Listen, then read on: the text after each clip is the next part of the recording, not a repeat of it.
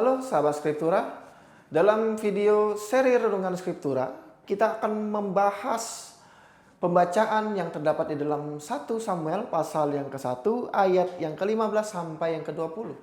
Setelah Hana berdoa dengan hati yang sangat pedih, kini teks itu memperlihatkan dialog, respons, dan tindakan Tuhan yang sangat-sangat penting. Nah, kita akan melihat bagian ini melalui 3 kata kunci dari bahasa Ibrani. Lalu menutupnya dengan refleksi yang singkat di kehidupan kita.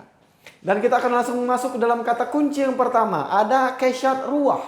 Ungkapan ini itu muncul saat Hana menjelaskan dirinya kepada Imam Eli.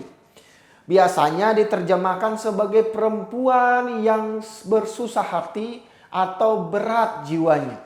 Kata ruah berarti nafas atau batin. Sementara kesya itu berarti keras atau tertekan. Hana sedang mengatakan bahwa batinnya berada di dalam tekanan yang sangat berat. Ini bukan hanya dari emosi sesaat, tetapi kondisi batin yang sudah lama tertahan. Teks menegaskan bahwa doanya adalah tekanan batin yang sangat nyata, bukan drama rohani. Dan kita akan langsung masuk ke dalam kata kunci yang kedua. Ada espot et nafsi. Ungkapan ini diterjemahkan, aku mencurahkan jiwaku. Kata safak itu berarti menuangkan sampai habis, seperti air yang ditumpahkan. Kata nefes itu menunjukkan pada kehidupan batin secara utuh. Doa Hana bukan doa yang disimpan setengah-setengah. Ia mencurahkan seluruh isi batinnya kepada Tuhan. Teks ini menunjukkan bahwa doa sejati bukan sekedar menyampaikan permintaan, tetapi menyerahkan seluruh diri tanpa sisa.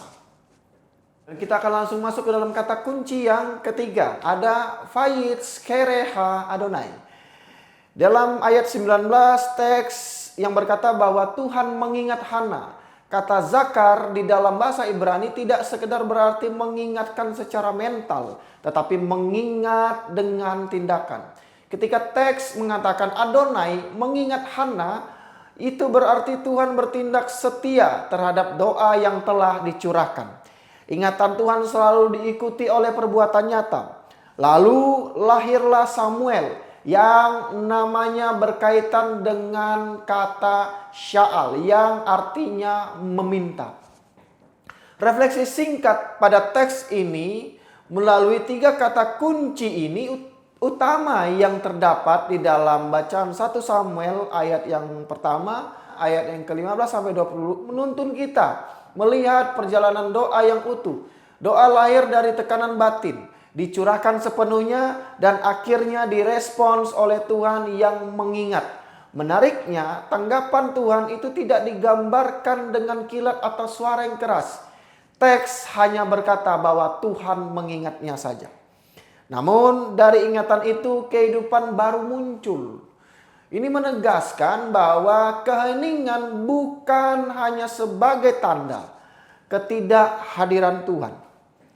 Teks ini juga memperlihatkan perubahan nada dari Hana. Teks ini juga memperlihatkan perubahan pada diri Hana. Setelah mencurahkan jiwanya dan menerima kata damai, wajahnya tidak muram lagi. Teks menunjukkan bahwa damai bisa hadir bahkan sebelum jawaban terlihat. Kiranya kita bisa belajar dari teks ini bahwa doa yang jujur, yang dicurahkan sepenuhnya, yang tidak disembunyikan, tidak pernah sia-sia. Ketika Tuhan mengingat bahwa Ia akan bertindak jika waktunya sudah tepat. Terima kasih sudah menyimak video renungan ini dan sampai jumpa di seri Renungan Skriptura yang selanjutnya. Tuhan Yesus memberkati.